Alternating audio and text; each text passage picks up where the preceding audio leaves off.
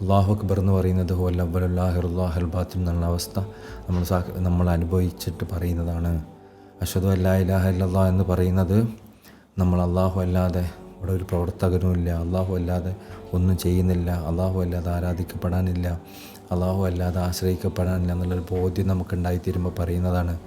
അപ്പോൾ അതിലേക്ക് നമ്മളെ ആ അവസ്ഥയിലേക്ക് നമ്മൾ എത്തിച്ചത് വിശ്വാസങ്ങളുടെ വിശാലത്താണ്. വിശ്വാസങ്ങളൊക്കെയാണ് നമ്മൾ എത്തിച്ചേർന്നത്. എന്നതിൻ്റെ അടിസ്ഥാനത്തിൽ അതിലേക്ക് ചേർത്തി അഷ്ഹദു അന്ന മുഹമ്മദ് റസൂലുള്ളാഹി എന്ന് നമ്മൾ പറയും. പിന്നെ ഹയ്യ സ്വലാ എന്ന് പറയുമ്പോൾ നമ്മളെയും നമ്മളെ അവയവങ്ങളെയും നമ്മുടെ ആന്തരികവും ബാഹ്യവുമായ എല്ലാത്തിനെയും നമ്മൾ ക്ഷണിക്കലാണ് അള്ളാഹുവിൻ്റെ സാന്നിധ്യത്തിലേക്ക്, നിസ്കാരത്തിൻ്റെ സാന്നിധ്യത്തിലേക്ക്. ഹയ്യാൽ ഫലാ എന്ന് പറയുമ്പോൾ നമ്മളതിലേക്ക് ബാഹ്യമായ കാര്യങ്ങളെയും ചേർത്തി വെക്കുകയാണ്. ബാഹ്യമായ നേലുകളെ, ബാഹ്യമായ അശ്വത്വങ്ങളെ, അതിനോടുള്ള കടമകളെ അതൊക്കെ അതിലേക്ക് ചേർത്തി വെക്കുകയാണ്. അപ്പോൾ നിസ്കാരത്തിൻ്റെ ഹയ്യാൽ സ്വലാ എന്ന് പറയുമ്പോൾ നിസ്കാരത്തിൻ്റെ ആന്തരികത്തേക്ക് വിളിക്കുന്നത് പോലെയും ഹയ്യാൽ ഫലാ എന്ന് പറഞ്ഞാൽ നിസ്കാരത്തിൻ്റെ ബാഹ്യത്തിലേക്ക് വിളിക്കുന്നത് പോലെയും എന്നാണ്.